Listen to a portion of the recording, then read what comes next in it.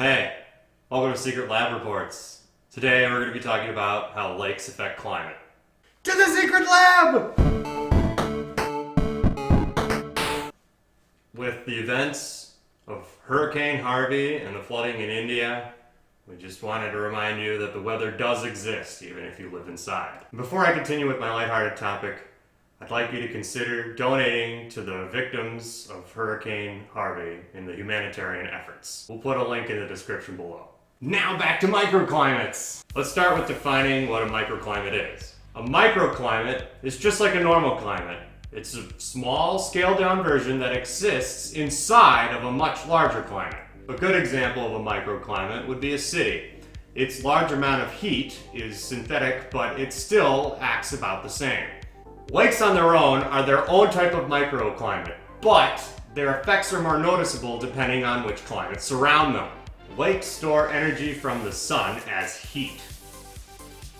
You can't see me wink because I'm wearing like 5 lenses, sorry. Lakes also hold onto their energy considerably longer than air. This storage ability is thanks to water's specific heat, or the amount of energy required to heat the water by 1 degree, or cool it. In general, it takes a lot of energy to heat it up and a lot of energy to cool it down.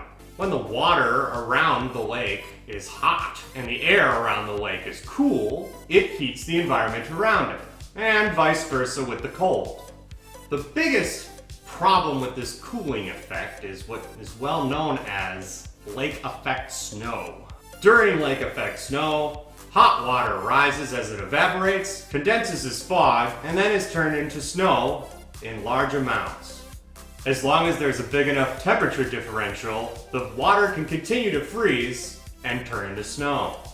In the worst of these situations, we get what you would call a lake effect blizzard, where more than 6 inches of snow can accumulate up to 10 feet. Here in Milwaukee, Lake Michigan is the biggest body of water and contributes the most to the lake effect.